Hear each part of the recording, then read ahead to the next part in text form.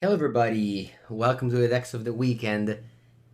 Today it's the first week with Dominaria United Legal on Magic Online, and of course I have to show all the impact that it made in the most popular formats. Beginning with Modern, both the Modern Challenge winners had 4 cards of Dominaria United in their deck. So I'm gonna highlight both of them. The first one is Goblins Combo. Well, you've seen my video with Goblins Combo a few weeks ago. The deck was very good. Actually went 4-1 with it. I was very impressed. It got a new card, Roosevelt Horde Master, 2 mana 1/1. It's a Goblin Lord, and whenever a Goblin of yours you control dies, you reveal the top card. You can cast until the end of turn. So if your opponent kills it in their turn, or even in your turn, you get to cast it in the next turn. You have cards like Skill Prospector and cards like Slinging Lieutenant to sacrifice them. You have cards like Mogwai Marshal that like die, so they trigger your Roosevelt Lord Master. You have 33 goblins, so very likely to just reveal a goblin. I mean, not very likely to reveal a goblin, but likely to reveal a goblin to make card advantage, and it's a lord, so all your 1/1s get pumped. You also have a combo, of course, it's Conspicuous Snoop plus Bogart Abinger. Turn 3, you win. I was very surprised how often and how consistent this deck was when I played it on my league. Won many times actually on turn 3. So this deck basically is a strong combo deck, I want to say, but it has the addition now of being able to grind a little bit with this lord. So this deck is it's gonna be more present than it was before, and better than it was before. I'm gonna play it on my channel, so stay tuned in the next days. Definitely a deck that gets a lot of attention with Dominaria United and with Roosevelt Horde Master being around. The other deck that won the challenge on Sunday was 4-color Creativity, with 4-color Glimpse featuring Leyline Binding that also did well in the they also did well on Saturday. So a lot of Leyline Binding. All right, so what is Leyline Binding? Let's get these cards together. You know how Magic Online loves to group them by color. So let's move it a little bit and then talk about this. So Leyline Binding. Leyline Binding is a 6-mana Oblivion Ring. That's not exciting, but it costs 1 less for each basic land type you have. So with 2 Triumphs, namely Ziatora's Proving Ground, which is the Jund one, and Rogrin Triumph, you get 5 colors. So you can cast this already on turn 2 with 1 mana. So what you can do is turn 1 Rogrin Triumph, turn 2 fetch Ziatora, and you can cast the Leyline Binding for 1. And that's very good. This deck cannot play any artifact or any creatures. The change that this player made is actually a pretty big one. This player played 0 copies of Art Evidence. That's the 1 mana make a crab, make a clue. I remember when I was playing this deck, I was unimpressed with it. Sure, it's good against Ragavan, but other than that, and again, this deck now with the land binding of 3 Triumphs, you very often want to fetch them. So having these 1-drops is not as exciting. You also take too much damage off your lands because you can't afford to play anything else other than Shockland. I was not impressed with Hard Evidence, and I'm very glad to see that this person also cut it. They also got Explore, though, which is a card that I actually liked. So this deck is basically now splashing green for Ren, splashing white for Binding, splashing black for just casting your Archon. You have 1 Blood Crypt and 1 Ziatora's Proving Ground. And then you have 4 Fable, 4 Ice, 4 Fire Ice, and a couple of bolts to interact with your opponent. This decklist also plays Transmogrify, which is not very good if you expect a lot of like Blue Red Murktide, Grixis Shadow, but it's very good if you expect unfair decks. It gives the deck more consistency because, well, for now you only have 4 Creativity to win with.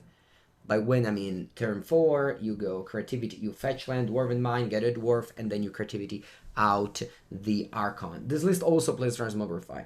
But then again, Leyline Binding is the addition to the deck that has seen play both in Creativity and in Glimpse. So this is the other deck that used to be 60 cards, of course.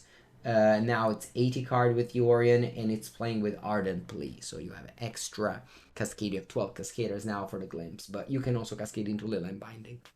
So again, Leyline Binding and the Roosevelt Horde Master are the cards that impress me the most in Modern. In Legacy, there's another card that showed up and managed to reach the top 4 of a PTQ, and that is the Leaf Ground Visionary. Leaf Ground Visionary is an Elf Lord that says whenever you cast an elf, you may pay 1 green, and if you do, you draw a card. So it's basically a Glimpse of Nature build. In fact, this person cut down to 2 Glimpse of Nature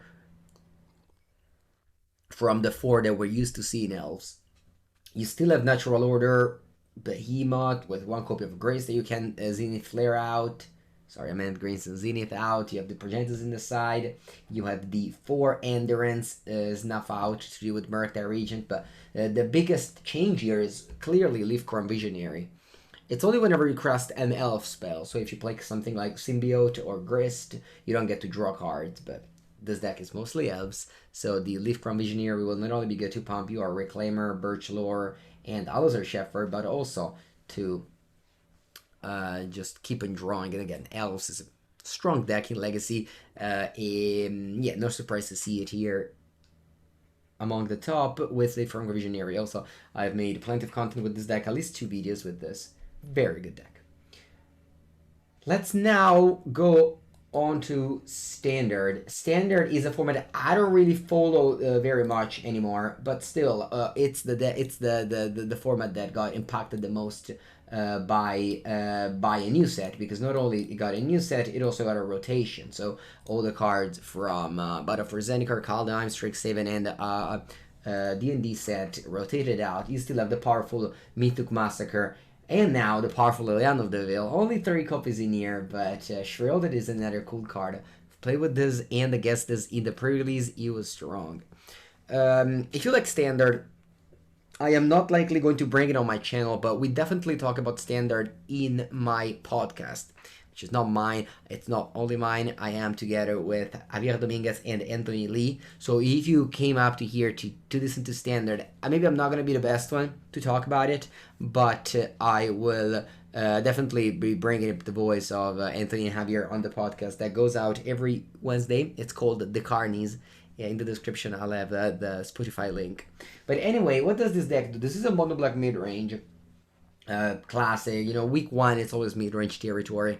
The coolest and new card I think is Evolved Sleeper. This is a 1-mana 1/1 that it's very similar to the Figure of Destiny or the Blue Spirit. I can't remember its name.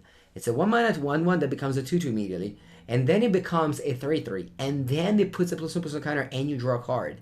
So it's a good card. It beats up early, and it's a good late game mana sink later. With Liliana of the Veil, all you want to do though is to have cards that you're able to discard for profit. And Tenacious Underdog is the best I can think of, since it has the Blitz ability of coming from the graveyard. So Tenacious Underdog can be cast from the graveyard. So going Liliana minus, and then you plus the turn after. Discard an Underdog is a very good ability. I haven't put any Pauper deck in this thing yet, but not because there's no Pauper changes. There's a lot of changes. You know that the new card. Well, these are the proxy now, but we got some important changes in Pauper. This was the deck that I brought to a Pauper event at this point a lot of weeks ago, and I also replayed it in my actually it's slightly different, I'm sorry, but anyway, Aarakocra's Neck and Avenging Hunter are the initiative mechanic is great in Pauper. I decided that I didn't want to show too much of the Pauper decks because there's still not decks that I think are good and tuned, so we're still like in the territory where people are trying this mechanic and here and there. I think the initiative mechanic is great. I think, although it can be exploited by fast decks like Mono Red, Prowess, and Burn, because of course they go under it. But I think the initiative mechanic are great. We're gonna see a lot of it, and we're gonna see maybe some Teamwork Cascade on my channel. But yeah, again, stay tuned for more content. It's release week, so it's very exciting, and I hope that you'll tune in later. Have a good day, everybody. Have a good week.